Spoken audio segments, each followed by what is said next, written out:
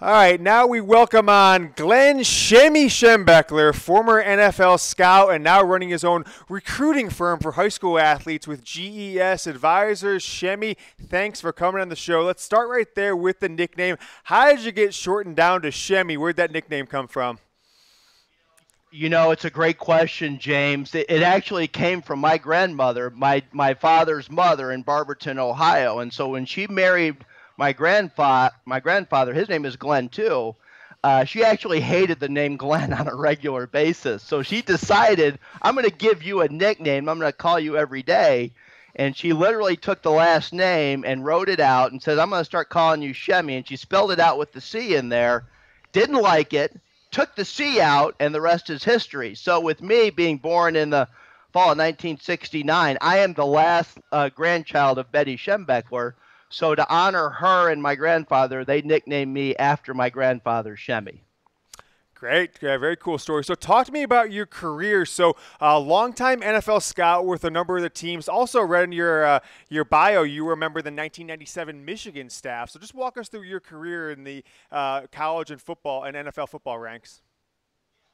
Yeah, so my mother passed away in the summer of '92, and I came back to Michigan and served as the assistant recruiting coordinator for both Gary Moeller and Lloyd Carr, and I really got my teeth cut in the evaluation piece. And my whole goal was to be a recruiting coordinator, but because of the ever brilliant NCAA, the rules changed, and I couldn't do it. They actually forced me to look at another career, and that's when I broke into the NFL a few years after that. And that basically spanned 16 years with 4 different clubs, spanning from Kansas City Chiefs under Marty Schottenheimer. I was with the Chicago Bears for several years, and then I took a job when Marty was the head coach at the Redskins and ended up going there. And then I wrapped up with the Seahawks back in 2013. And so it was a great career, to say the least. But I always wanted to do something on my own. So actually the Redskins, when they fired me back in 2012, I started to look at some other options. Then I did the consulting thing for the Seahawks. And so when I looked at the recruiting space, I wanted to find something that would really make a difference in the lives, not only of the kids that wanted to play college football, but their parents as well. And so we came up with literally the NFL scouting model for high school football players with the goal to play college. And so what we do, we literally break down their high school game film off of Huddle. And so the technology of Huddle does a lot of wonders for somebody like me who loves to break down game film. We write reports, we make recommendations on level of play, understanding what they want to study academically, and we find the best fit for those kids to go play. And so we've found in the 3 years that we've started, we've expanded 21 states. We have well over 150 prospects in our system, and it's proven to be a great model, and it serves really the best interest of those kids to give them an opportunity to go play where they have a legitimate chance to play. Mm-hmm. And in this world where everything is revolved around, if I'm a Division I player, which everybody thinks that may not be the best fit for those kids. And so when you consider you can find opportunities with financial aid and scholarship and all those things, oftentimes you can get better scholarship money playing Division II, in some cases better than Division I. So it's been a great model. It's worked out very well so far. That's great. So let's talk about you. You're living in Columbus, as I'm sure is challenging with the last name Schembechler. So talk to me about The Rivalry, your show on the Earl Bruce Sports Network. Yeah.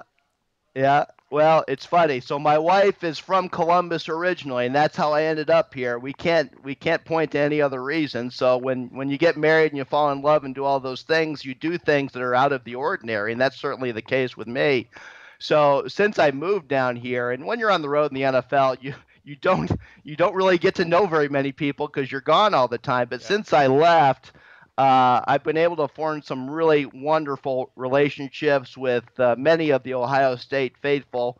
So I do a show I co-host with former Ohio State defensive lineman Doug Worthington. So he's a rather intimidating guy on the set. So I have to parse my words pretty well. But for a guy like me who lives in the rivalry, who loves the great Woody Hayes and Earl Bruce, I constantly plead my love and respect for those guys and the respect for the rivalry. So that's really how I can survive down here, James, since I've been here for the last, 17 years now. Yeah. Very nice. So let's talk about your dad. So about what age and what year Yep. did you realize, hey, my dad is a big deal, and people, they want to talk to him when he comes in the room. What kind of experience was that like growing up as a kid under a legendary head coach as your father?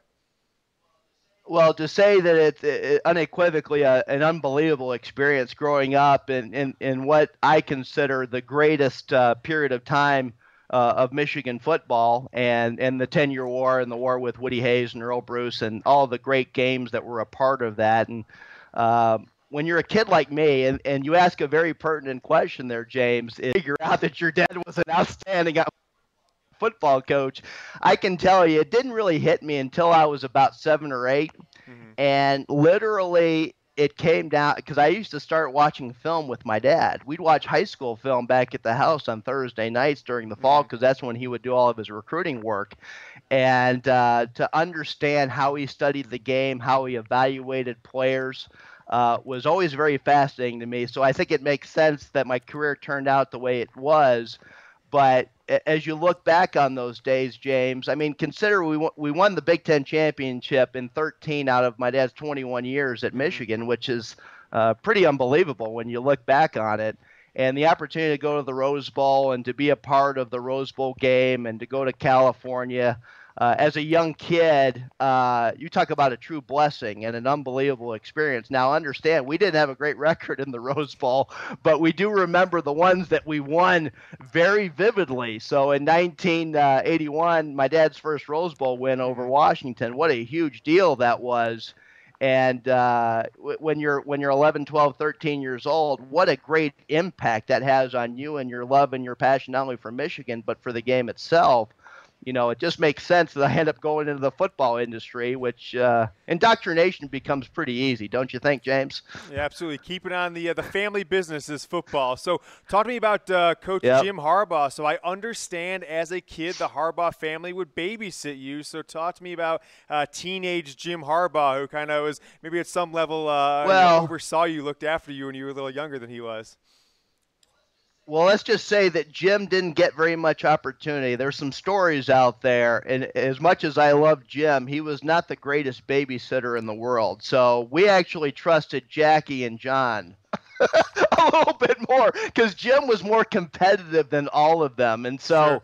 I remember, and we can go back to the Rose Bowl. We used to stay at a hotel called the Huntington Sheraton out in Pasadena, and the Huntington Sheraton had this big, beautiful green field in the backyard. Yeah. And so if we weren't going to Disney World or Universal Studios, we were back there playing tackle football all day. Mhm. All right. Yeah. Now understand, Jim is 4 or 5 years older than me. So every now and then Jim would crash our football games for all the little kids. and that son of a gun, he didn't let up on us little kids at all. I mean, stiff arms, tackles, throwing us out of bounds. The field was surrounded by these birds of paradise, which are kind of sharp. Jim didn't hesitate to throw you into those birds of paradise. And so I think it makes sense that he's the head coach at Michigan now when you consider the price of victory was always on the line with him no matter where he was. Does that give you a good idea of what it was like growing up with Jim? Yeah, sounds like the guy I've read so much about. So thinking back 3.5 years ago, December, November 2014, any insight, were you talking to people, were people talking to you about the potential of him coming back?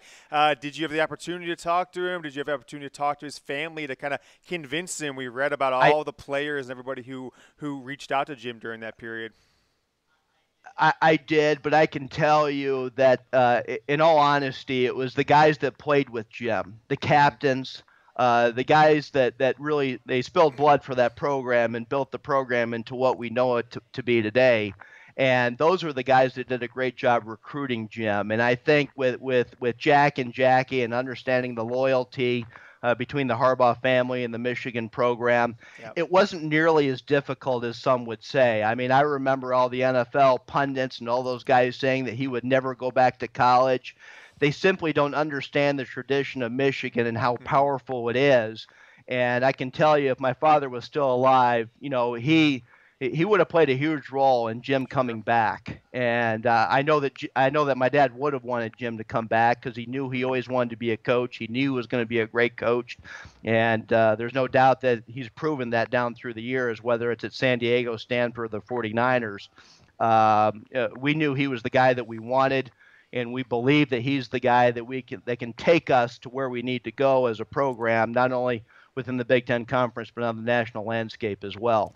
Yeah, so thinking about Michigan last year, after 2 really strong seasons in 2016, a near playoff berth, whether you think JT was short or not, what went wrong in 2017? Like, in your opinion, we saw what happened on the field, but why it's a bigger step back than I think most people anticipated. I wasn't surprised, quite frankly. And to answer your question, JT was short. Okay, James, let's make 100%. That perfectly clear. All right. And then we have and I make fun of my Ohio State friends down here about as years go forward, we're going to make sure that no officials from the state of Ohio are allowed to officiate in this game ever again. I believe that controversy, by the way. I totally buy into the conspiracy theory there. It's not a conspiracy. It's true. I'm with you. We're on the same page here. I love it. Exactly. And so I wasn't surprised when you consider the amount, the attrition due to graduation before last year. I knew this team was going to take a step backwards. And because when you lose that many players, I mean, that was a Michigan record for players drafted in the NFL in one season. Mm-hmm. And so when you consider the transformation of the roster, particularly on offense and on defense, with the amount of guys that we had to replace, it's much harder to assemble an offense than it is a defense as you go into a season. It takes more time to develop an offense. Mm-hmm. And so, quite frankly, I wasn't surprised that we had the type of struggles that we did. I know that we have gone through some changes on our coaching staff, which I think primarily have been good. I've tracked the careers of Ed Warner and Ben Herbert for a very long time. I got to know Warner when he was the offensive line coach at the University of Kansas. Now, understand, when you can run the football at Kansas, that's called making great chicken salad, okay? Yeah. So having followed Ed not only at Kansas, he's been to Michigan State. Obviously, he's been to Ohio State. He's developed some of the best offensive line units in the country. I have all the confidence in the world that he's going to do a great job in the role as offensive line coach at Michigan. I think the other guy that I think is critically important to the program, and so for all the years that my dad won so many games and championships at Michigan, the guy that everybody forgets about is the great Mike Gittleson. Mike Gittleson, to me, is one of the greatest strength coaches that ever coached. And so the idea that we bring a Ben Herbert in here. Now, the funny thing about Ben Herbert, I actually scouted him when he was playing a one technique at the University of Wisconsin at 225 pounds. You talk about an undersized guy that had to leverage technique and power for him to play in that position at Wisconsin. That guy was one of the toughest guys to ever walk down the pike. And in all honesty, I almost put a draftable grade on him, even though he was too small to play in the National Football League with his hand in the dirt. And so having tracked his career, not only when he came back as the head strength coach at Wisconsin, but also at the University of Arkansas, I know that he's going to bring a program and a system that's going to be very demanding on the players. And I think we're going to see a tough and physical team come next September when Michigan steps on the field for the first time. Yeah, so last question for you, Shami, before we got to go. So talk to me about next season and beyond. Can Michigan reach the level of Urban Meyer and Ohio State, consistent top 5, top 10 program year in, year and out going forward? What do you see for Jim Harbaugh in the future? Well, this schedule, I would submit, is probably the toughest schedule in all of college football. Agree. Okay? We're playing Notre Dame. We're playing Michigan State on the road. We're playing Wisconsin. We got Penn State coming to Ann Arbor. When you look at that schedule, so you look at Notre Dame and then you look at the schedule starting in mid-October all the way to the end of the season, that is Murderer's Row down there now. And so you have to take that into account, understanding the prognosis of this team.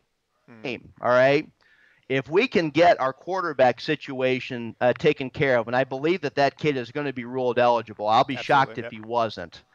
I'll be shocked if he wasn't. And so with him at the helm, I think our chances are good, but we have to understand we have to keep ourselves healthy as we go into that meat of that schedule in October, and we have to keep our offensive line healthy. All right, we're still a little bit unproven there. I believe in our interior offensive line.